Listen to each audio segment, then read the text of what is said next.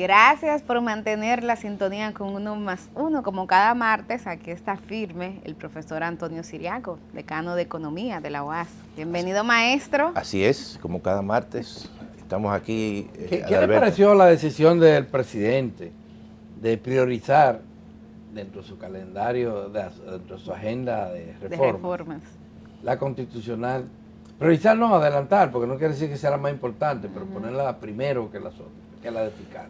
Yo creo, la impresión que yo tengo es que parece que hay posiciones un tanto divergentes al respecto de la reforma fiscal dentro incluso dentro del ámbito gubernamental. Es la impresión que tengo. Por los diferentes efectos que esto puede traer. La reforma constitucional quizás puede ser una reforma de menor alcance en el sentido de que el presidente ya solamente ha señalado dos elementos, el tema de darle un rango constitucional al Ministerio Público y ponerle una especie de candado al tema de la reelección, más allá de 2 periodos. Entonces, esos son 2 elementos que sencillamente sí el presidente de la República, como dominan el Congreso Nacional, eso se puede mantener ahí, pero ya lo de la reforma fiscal es algo que es mucho más complicado por los sectores que eso involucra. A mí me llamó mucho la atención en la semanal del presidente de la República que habló de que él no quiere matar la gallina de los huevos de oro. Sí, claro. Y mencionó básicamente varios sectores. Incluyendo las zonas francas, turismo. Entonces ya eso es una expresión y da una señal de que eso le está generando al mismo presidente una situación de conflictos internos. Porque tú sabes que hay exenciones, hay gastos tributarios, como se le llama modernamente. Y los gastos tributarios, que déjame decirle lo siguiente, incluso en la última estimación es alrededor de 340.000 millones de pesos.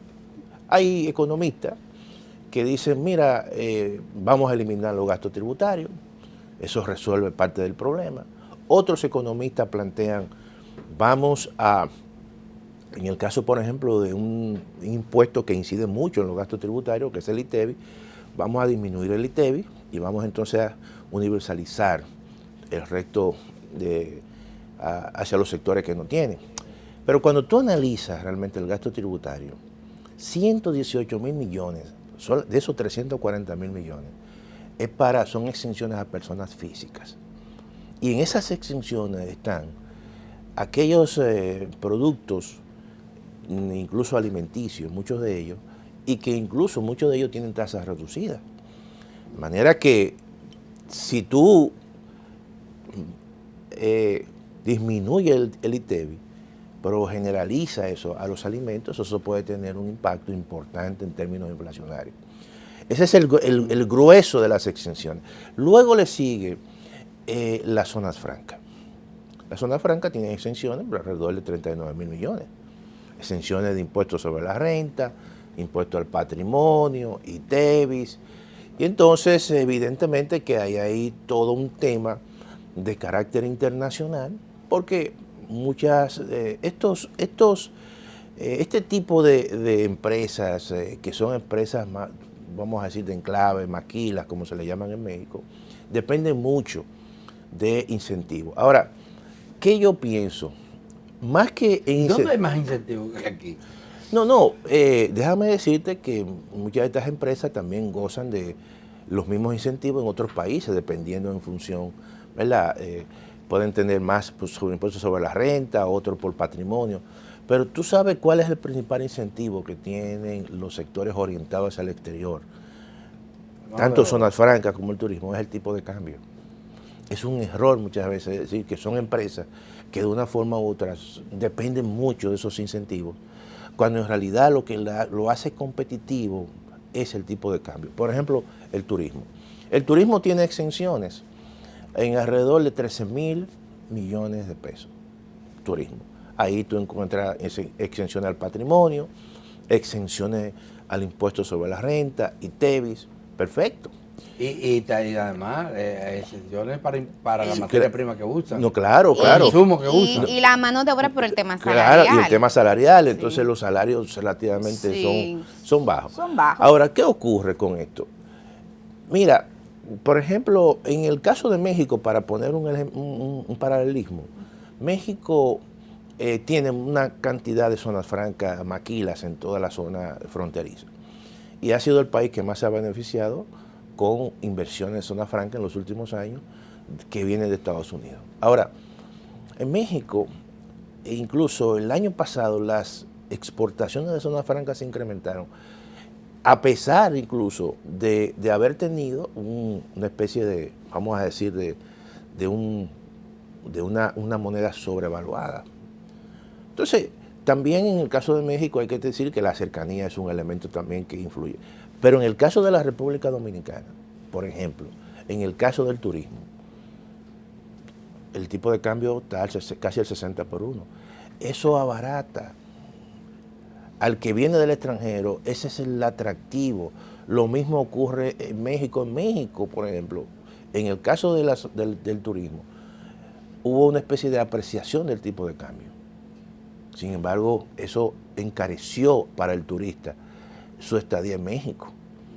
O sea, con un superpeso, como ellos le llamaban, y una moneda que es una apreciación, para un turista es costoso.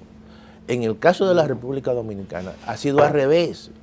Para un turista y para un dominicano que vive en el extranjero, una moneda depreciada significa un principal atractivo. Por lo tanto, hay sectores que de una forma u otra, aunque reciben exenciones, pero el precio básico de competitividad es realmente el tipo de cambio. Entonces, y eso favorece a ambos sectores. A ver si yo interpreto. ¿Usted está en desacuerdo con el presidente? Porque eso quiere decir que a eso la gallina del huevo de oro no se puede tocar. No, yo creo que hay sectores que son maduros. ¿Qué son? Maduros. Maduros. Por ejemplo, el turismo es un sector que está maduro. Es un sector porque además que en términos marginales, con una época. Claro, que en términos marginales, que tú le quites las exenciones, eso no va a paralizar el sector turismo. Porque tiene un incentivo de que el precio fundamental de competitividad es el tipo de cambio. El tipo de cambio le favorece. Hay algo que yo no entiendo. El gobierno hace mucha propaganda con el éxito del turismo. Un país como el nuestro, que ha tenido una estabilidad política y macroeconómica durante tanto tiempo, y que ya es conocido como un destino turístico importante. Un sector maduro. Como hemos dicho. Se ha dicho.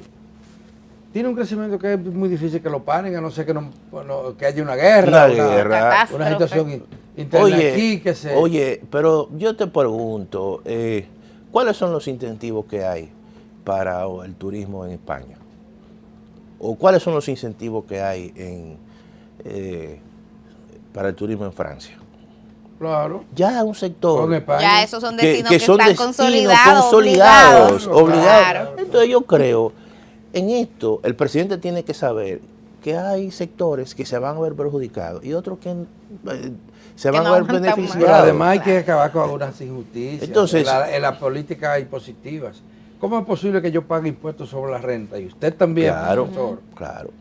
Y que un dueño de zona franca, un inversionista de zona franca no lo haga. Pero no solamente eso. Porque el impuesto sobre la renta es sobre la ganancia. Claro. En el caso mío y el tuyo. Sobre el ingreso. Es sobre el ingreso. Claro, ese es otro elemento. Entonces, si tú le dices entonces al dueño de zona franca que no pague por su ganancia, sino por el ingreso, entonces tú estás sencillamente haciéndolo más progresivo. Ahora, ¿qué ocurre? Que hay distorsiones también en el caso de las zonas francas, porque tú estás discriminando a la empresa nacional, local, con respecto a aquellas que están, una no paga impuestos sobre la renta y otra sí paga. Entonces, ¿qué conlleva eso? Eso conlleva a que muchas de las empresas nacionales se puedan transferir a un régimen de zona franca. Pero el presidente tiene ¿Y qué están haciendo? Que están dejando de pagar impuestos. El gobierno tiene que y eso genera situaciones, obviamente, tiene que tener mucho cuidado. A mí eso me sorprendió. Sí. Claro. mucho cuidado porque una de las críticas, de los señalamientos que se le hacen al gobierno, es que es muy pro-empresarial, que el empresariado que está gobernando. Claro. Y el empresariado, que juega un papel importante en la sociedad, no representa a la mayoría de la sociedad dominicana.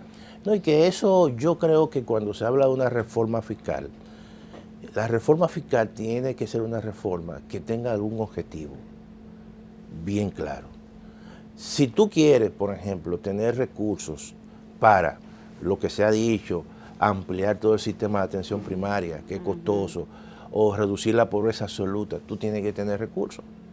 Entonces tú tienes que buscar el mecanismo de siempre partir de gravar en función de la capacidad contributiva, es decir, que el que más tiene, que más pague. Pero también influir sobre la reducción de la evasión, todo eso. Pero si nos vamos sería más de lo mismo, si nos vamos siempre por incrementar lo que ya tienen, bastante claro. Y a los que efectivamente nosotros, adelanto, estamos trabajando en una propuesta que yo creo que le va a beneficiar al gobierno en el sentido de que hay un componente progresivo que le va a permitir tener recursos suficientes y otro componente que también atiende a los pequeños contribuyentes y busca una mayor formalización. Ojalá lo escuchen, y hay que felicitarle, profesor, con toda seriedad, porque la Universidad Autónoma de Santo Domingo está llamada a jugar ese papel, ese es el rol. Y lo ha estado abandonando. Y durante tiempo lo cedió a las universidades privadas, que también tienen derecho, pero es importante, pero que ustedes lo retomen, y la Facultad de Economía, eso es sumamente importante para esta sociedad. Así es. Porque la UAS sigue teniendo credibilidad en amplios sectores. Y además es una universidad que está a nivel nacional. La representatividad. Damas y caballeros, se nos acabó el tiempo por el día de hoy. Mañana de nuevo aquí les convidamos para que sigamos conversando sobre los temas nacionales e internacionales de interés para ustedes y para nosotros. Hasta mañana.